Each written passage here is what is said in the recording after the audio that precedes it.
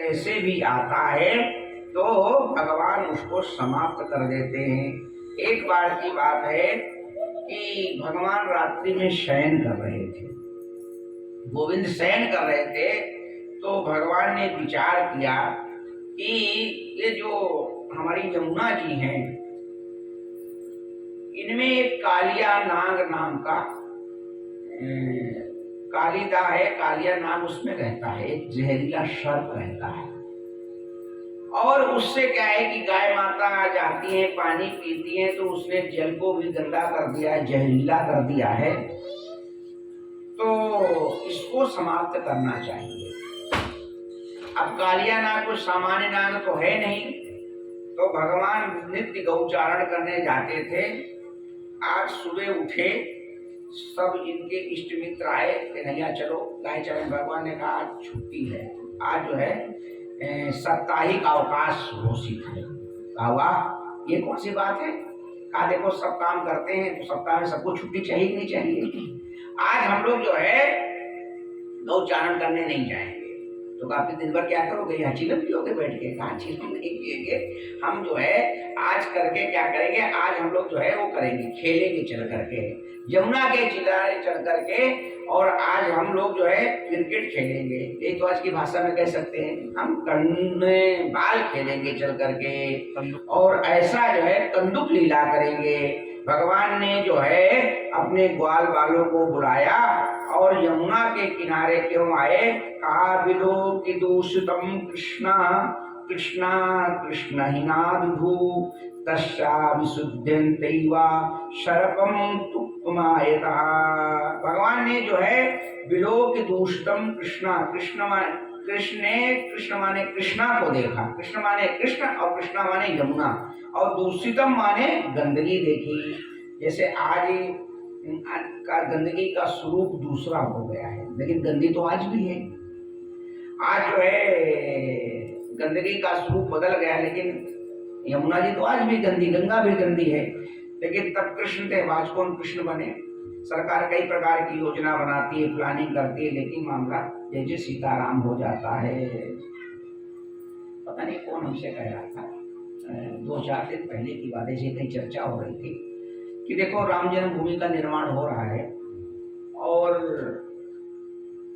राम जन्मभूमि के निर्माण के लिए जनमानस ने सहयोग किया तो दुनिया भर का पैसा इकट्ठा हो गया।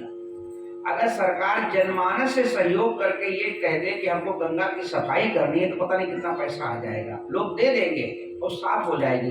लेकिन सरकार करना चाहे तब ना, तुमने कहा भगवान जाने, जब भगवान की मर्जी होगी तभी होगा जाकर के, बिना भगवान की मर्जी के कुछ हो नहीं सकता है। तो विलोकि दूषितम कृष्णा कृष्ण कृष्ण हिना विभु। आज भगवान कृष्ण ने जो है यमुना को जब दूषित देखा, तो भगवान ने वहां पर अपनी मित्रों को लेकर के पहुंच गए, और भगवान जो है कंदुक क्रीड़ा का नाटक करने लगे। भगवान को खेलना क्या था? भगवान को तो जो है लीला करनी थी। भगवान ने सबको पहले खूब खिला दिया। भगवान ने कहा भाई अब तो तुम लोग सब अपनी बैटिंग कर लिए हो, अब जो है मेरी बैटिंग की बारी है। और ये जो बाल थी, ये जो है राधा जी का जो भाई था उसकी बाल थी। भगवान ने जैसे बाल उसने फेंकी तो एक क्या लगाए? चौवा लगाए? नहीं, भगवान ने सिक्सर लगा दिया, और वो बाल जाकर के वो यमुना में गिर गई, कालिदा में बाल गिर गई। अब वो जिद काट लिया, जिद इतनी काट लिया कि हमको तो यही बाल चाहिए। भगवान ने कहा सुनो, ऐसा है कि बाल इसके बदले तुम 1 नहीं 10 बाल ले लो, लेकिन ये बाल लेने के लिए मैं नहीं जा सकता हूँ। लेकिन भगवान तो उसको कहवाना चाहते थे, इच्छा तो उन्हीं की थी, तो उसने जिद कर ली कि नहीं हमको तो यही बाल चाहिए। ये बाल मेरे को अत्यंत प्रिय थी, बड़ी मुश्किल से कहाँ से मैं मंगाया था दुनिया भर की जो है, और उसने जिद कर दी, बाल हट कर दिया। भगवान ने कहा भाई ऐसा है, आप परेशान ना हो, मैं दूसरी बाल ले दूंगा, ये कर दूंगा। भगवान ने कहा नहीं, हमको तो कन्हैया यही बाल चाहिए। भगवान कदम के पेड़ पे चढ़े और धड़ाम से उसके अंदर कूद गए। गुरु गोविंद भगवान की। अब ये सखा लोग जो है इसके ऊपर कहने लगे, अरे कह रहे थे कि बाल तुमको दूसरे दे देगा, मिल जाएगी, अब तुमने क्या किया, इसमें तो बड़ा भयानक सर्प रहता है, भीषण सर्प रहता है, अगर कन्हैया को कुछ हो गया तो मैया और बाबा हमको नहीं छोड़ेंगे। अब ये बच्चे सब डर गए, सब डर गए, करे क्या, उसी को कोसने लगे। एक बालक भाग करके गया और जाकर के नंद बाबा को बताया, यशोदा को बताया, पूरा ब्रजमंडल आ गया। और जो है भगवान इधर जब जो राम जी अंदर गए तो कालिया नाग जो है अपने ये परिवार के सहित यानी अपनी पत्नियों के सहित अंदर में सो रहा था। जैसे ही भगवान कूदे तो उसके सैनिकों ने रोक लिया, आप कैसे यहाँ आ गए। भगवान का जो सौंदर्य है तो भगवान का सौंदर्य इतना अच्छा है कि शत्रु भी भगवान का यदि सौंदर्य देख लेता है तो मोहित हो जाता है। पता है आपको कैसे भगवान है, वाल्मीकि रामायण में लिखा है भगवान का सौंदर्य, तरुणौ रूप संपन्नौ सुकुमारौ महाबलौ पुंडरीक विशालाक्षौ चीर कृष्णाजिमांबरम। भगवान सौंदर्य नीलांबुज श्यामल कोमलांगम। भगवान का जो है सौंदर्य देख करके वो जो नाग के सैनिक थे वो भी मोहित हो गए और दौड़ के जाकर के कालिया नाग को कहते हैं महाराज बहुत सुंदर कोई जो है बालक आया है। तो वो कालिया नाग ने कहा तो क्या जीवित है, क्योंकि जो हमारे पानी का भी स्पर्श कर लेगा, कितना भी कैसा भी व्यक्ति हो तो वो जीवित नहीं बच सकता, इतना जहरीला पानी था। कहते हैं यानी कि उसके पानी के ऊपर से अगर पक्षी भी उड़ के चला जाता था तो उसकी जो भाप रही पानी से उससे वो मर जाता था, इतना कठोर विष था। लेकिन भगवान जो है गए तो कालिया नाग भी समझ गया कि कोई सामान्य व्यक्ति नहीं है, ये कोई महापुरुष हैं। ऐसा भगवान को उसका विचार हुआ और वो आया। फिर भगवान ने उसको बहुत समझाया, उसकी पत्नियों ने बहुत समझाया और भगवान ने उससे ये कहा कि ऐसा है कि तुम यहाँ से जो है ये छोड़ के स्थान चले जाओ। फिर भगवान ने वहां से उसको निकाल करके कहाँ भेजा, कहा रमणक द्वीप में भेज दिया, जो आज का फिजी नाम का देश है ना, वहां पर भगवान ने कालिया नाग को भेज दिया। कहते हैं कि फिजी में सर्प नहीं पाया जाता है, तो भगवान ने कालिया नाग को आशीर्वाद दिया कि जहां भी तुम रहोगे वहां पर कोई नहीं आएगा। तो फिजी चला गया, फिजी में फिर वहां पर आज भी सर्प नहीं पाया, ऐसा कहते हैं, हमको गए नहीं कभी है लेकिन ऐसा मैंने सुना है। तो अस्तु वहां पर उसको रमणक द्वीप में भेज दिया। इधर सारे के सारे जो ब्रजवासी हैं वो भगवान को आए। यशोदा जी ने देखा कि जो कन्हैया है हमारा वो सांप के ऊपर जो है नृत्य कर रहा है, भगवान को तुरंत उतारा। लोगों ने जो है झाड़ पूछ की और इसके बाद में भगवान को लेकर के आए। भगवान ही कारणम तत्र सर्वज्ञो जगदीश्वरा। तो जो है भगवान भी स्वयं अपना कारण बनते हैं किसी लीला में, भगवान जैसा चाहते हैं वैसी वो लीला करने लगते हैं। इस प्रकार से भगवान ने कालिया नाग का भी उद्धार किया। एक दिन क्या हुआ, भगवान क्या करते हैं कि भगवान अब धीरे धीरे बंसी बजाना शुरू कर दिए। जब बंसी बजाते थे भगवान, तो भगवान की जो बंसी थी वो इतनी मधुर बजती थी। कहते हैं कि जब बंसी बजाते थे तो जो सूखी हुई लकड़ी थी वो भी कैसी हो जाती थी, वो रसीली हो जाती थी। भगवान जो है जब बंसी बजाते थे तो बंसी कैसे बजाते थे, कहा कि भगवान जब बंसी बजाते हैं तो त्रिभंगी बजाते हैं, वराह पीडम नटवर बपू, यानी भगवान जो है हो जाते हैं। कर्णयो कर्णकारम बिभ्रतवासा कनक कपिशं वैजयंतीं चवालम रंधा वेणुर्धर सुधया पूरयन गोपवृंदै वृंदारण्यम स्वपदरमणम प्राविशत गीत कीर्ति। भगवान ने क्या किया कि आज जो है कार्तिक का महीना भी चल रहा है, तो कार्तिक के महीने में क्या किया भगवान ने आज जो है बंसी में तानपुरी बंसी बजाई। जैसे भगवान ने बंसी बजाई तो बंसी की जो आवाज है जैसे ही लोगों के कान में पड़ी, जैसे लगता था कि किसी ने कान में उनके जो है अमृत बोल दिया हो।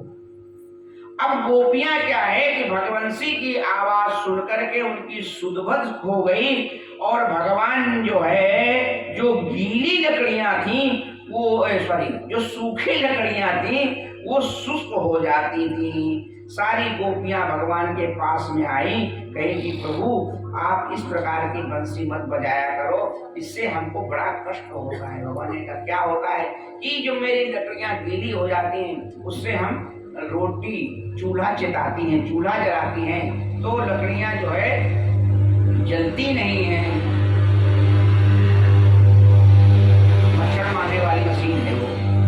वृंदावन बिहारी लाल की जय। तो वो जो है ये लकड़ियां गीली हो जाती हैं और लकड़ियां जब गीली हो जाती हैं तो हमको क्या होता है, समय से रोटी नहीं बन पाती है और जब समय से रोटी नहीं बन पाती है तो हमको घर में जो है अनेक प्रकार की बातें सुननी पड़ती हैं। इसलिए प्रभु आप अपनी बंसी को जो है हिसाब से बजाया कर। और ये जो क्या नाम है गोपियां हैं ये बंसी को अपनी सौत मानती हैं।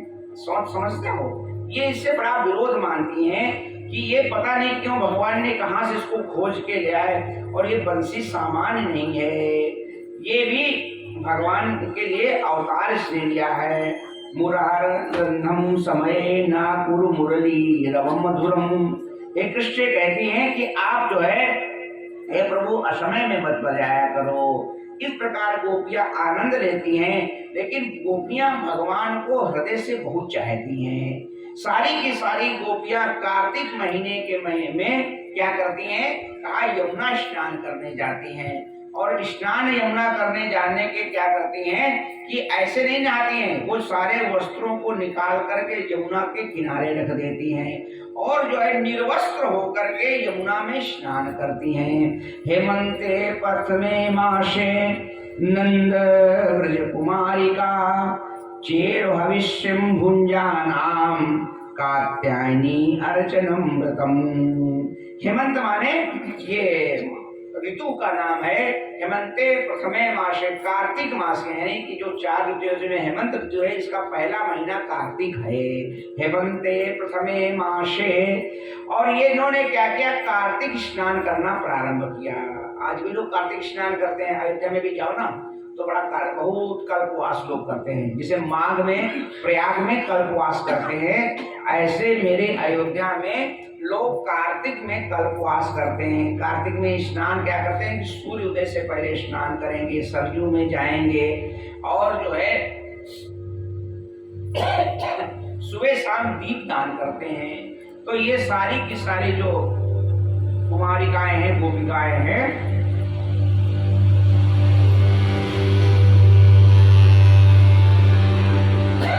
राम जी, तो ये क्या करती हैं, ये भी भगवान का नंद ब्रज कुमारिका ये जो है ब्रह्म मुहूर्त में उठती हैं। ब्रह्म मुहूर्त का मतलब समझते हैं, सुबह 4 बजे उठना चाहिए।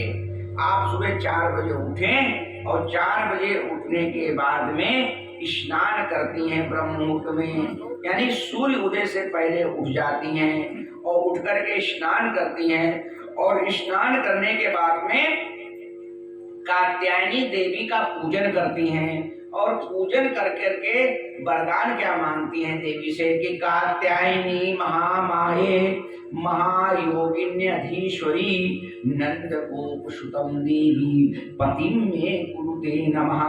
हे कात्यायनी देवी, महामाये महायोगिनियों की अधीश्वरी, ये जो नंद का कुमार है, जो कृष्ण है, गोपाल है, गोविंद है, वह मुझको पति के रूप में प्राप्त हो, वह मुझको पति के रूप में प्राप्त हो, ऐसी कामना करती हैं। तो ये जो मंत्र, ये जो श्लोक है, ये इतना सिद्ध श्लोक है कि अगर इसका 42,000 जप कर ले कोई कुमारी कन्या तो उसको भी अच्छा पति प्राप्त होता है।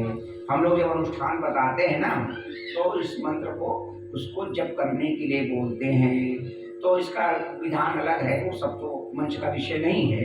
लेकिन ये सारी की सारी जो गोपिकाएं हैं, कात्यायनी महामाये महायोगिन्यधीश्वरी नंद गोप सुतम देवी पतिम में कुरुते नमः। ये इस प्रकार के अपेक्षा करती है। लेकिन भगवान को तो सब पता है, ये कामना तो बहुत अच्छी कर रही हैं, ये मेरे को पति चाहती हैं, सुबह ब्रह्म मुहूर्त में उठती हैं, अच्छा करती है, लेकिन ये अपराध कर रही हैं। अपराध क्या कर रही हैं? ये जो जल में जाकर के निर्वस्त्र होकर के स्नान कर रही हैं, ये स्नान करना ठीक नहीं है। इससे जो है लौकिक और पारलौकिक ये दोनों प्रकार के नुकसान होते हैं। लौकिक नुकसान क्या है कि समाज का कोई भी व्यक्ति आएगा तो देखेगा तो ठीक नहीं लगेगा। पारलौकिक क्या है कि ये जो जल है, जल भी हमारे यहाँ क्या है? देवता है। हम जल भी क्या है? हमारे यहाँ देवता है, वरुण देवता है।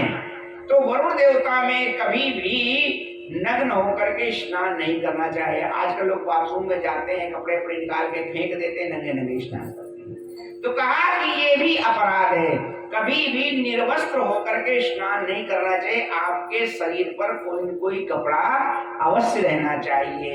अगर ऐसा कोई करता है तो उसको अपराध लगता है।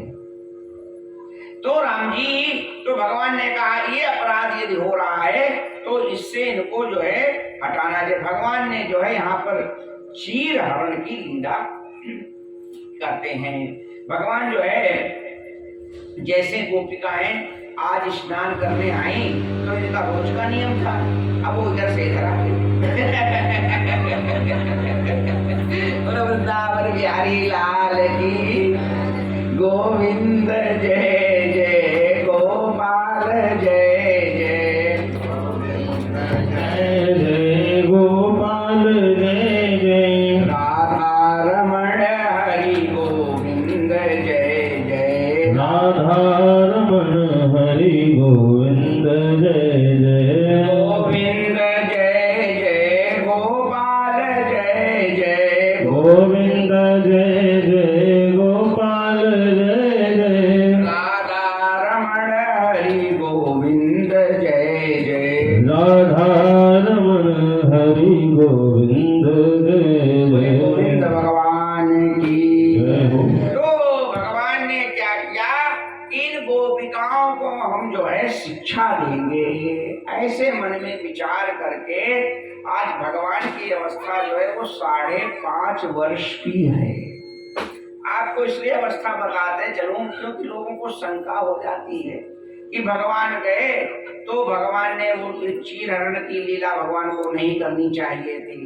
तो जो सामान्य 5 वर्ष का बालक होता है उसके अंदर कामना नहीं होती है। ये भाव आपके मन में जब रहेगा तो भगवान की लीला में आपको आनंद मिलेगा। अगर आपकी मनोवृत्ति में ये बात आ गई कि भगवान ने काम की भावना से लीला की या किसी दुर्भावना से लीला की तो आपका मन खराब हो जाएगा। इसलिए जो बौद्धिस्ट होते हैं ना वो यही सब प्रश्न उठाते रहते हैं, एक ऐसा भगवान तुम्हारा है, उसने ऐसा कर लिया वैसा कर लिया। तो दुनिया भर के लोग आक्षेप करते हैं, वो खाली क्या है, वो अल्पज्ञ हैं, उनको जानकारी नहीं है। हमको उनके विवाद में नहीं जाना चाहिए। अस्तु, हमें तो लीला का आनंद लेना है। भगवान आज सुबह सुबह भगवान भी उठ गए और जाकर के भगवान जो है जब ये गोपिकाएं आगे आगे भगवान पीछे पीछे, और ये सारे के सारी गोपिकाएं गईं और इन्होंने अपने वस्त्रों को जो है निकाला और निकाल करके जो है यमुना के बाहर रखा और पानी में मस्ती से स्नान करने लगी। भगवान आए और भगवान ने सारे वस्त्रों को जो है उठाया और उठा करके भगवान जो है एक कदम के पेड़ पर जाकर के बैठ गई। अब किसी को सुध बुध नहीं है कि क्या हो रहा है। उस समय के बाद में जब ये स्नान करके ये सखी ने कहा तो यहाँ नहाती रहोगे कि जल के पूजा पाठ भी करना है। तो देखा कि वो वस्त्र ही गायब हैं। अब ये कैसे जल के बाहर निकले? अरे यहाँ इतनी रात में कौन आ सकता है, कौन वस्त्र जाए? तो एक सखी ने देखा कि नटखट कन्हैया जो है सारे कपड़ों को लेकर के और वस्त्र पेड़ पर बैठे हैं। अब गोपिकाएं भगवान से प्रार्थना करने लगी, हे प्रभु ये वस्त्रों को हमें दे दो। भगवान ने कहा ये बताओ ये वस्त्रों को तुम्हें अवश्य दो, मैं आपकी दासी हूँ। गोपिकाओं ने कहा श्याम सुंदर ते दास्या करवाम तवोदितम देहि वासांसि धर्मज्ञा नो यदि आज्ञे भ्रुवान महे। भगवान को ये धर्मज्ञ कहते हैं। हे धर्मज्ञ, आप तो धर्म को जानते हो, आपको ऐसा नहीं करना चाहिए। आपने मेरे वस्त्र का, अगर हम धर्मज्ञ क्या तुम मूर्ख हो? तुम भी तो धर्मज्ञ। अगर कोई आपको धर्मज्ञ कहता है, इसके अंदर वो धर्म को जानता है। तुम मेरे को तो ज्ञान दे रही हो कि तुम धर्मज्ञ हो। ये बताओ, इस प्रकार से निर्वस्त्र होकर के जल में नहाना कहाँ का धर्म है? तो गोपिकाओं को अपनी गलती का एहसास हुआ। भगवान ने कहा ऐसे नहीं देंगे, पहले तुम एक एक करके बाहर निकलो। फिर भगवान ने कृपा पूर्वक जो है तो कहा कि हम कैसे निकले, हमें तो लज्जा आ रही, शर्म आ रही है। तो भगवान ने फिर वस्त्र दिए और उन्होंने आज से संकल्प ले लिया कि हम कभी भी जल में वस्त्र रहित होकर के स्नान नहीं करेंगे। इस प्रकार से भगवान ने ये जो है यहाँ पर चीर हरण की लीला की।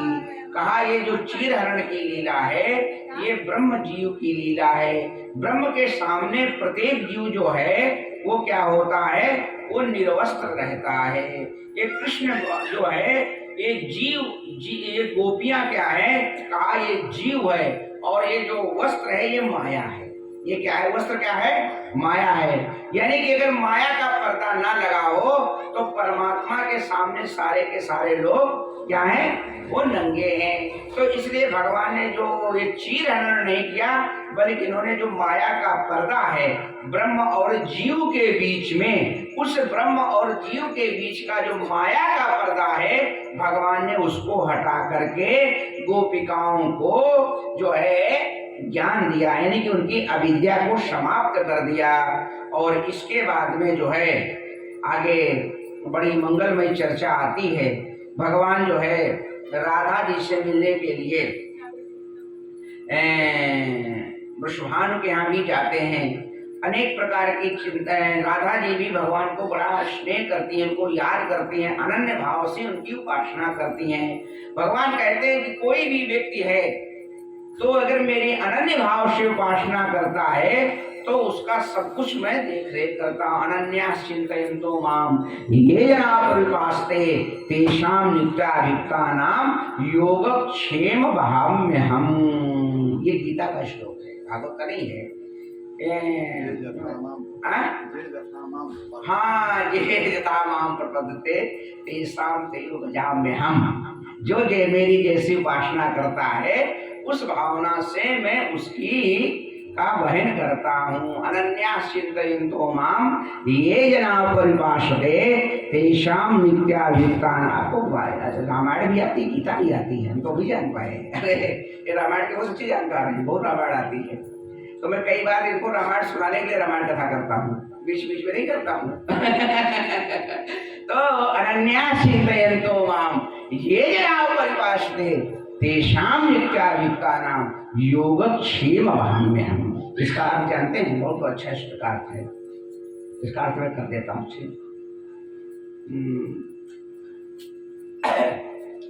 जो व्यक्ति अनन्य भाव से मेरी उपासना करता है, अनन्या चिंतयन्तो माम ये जना परिपासते तेषां नित्याम अभियुक्तानां योगक्षेम वहाम्यहम्।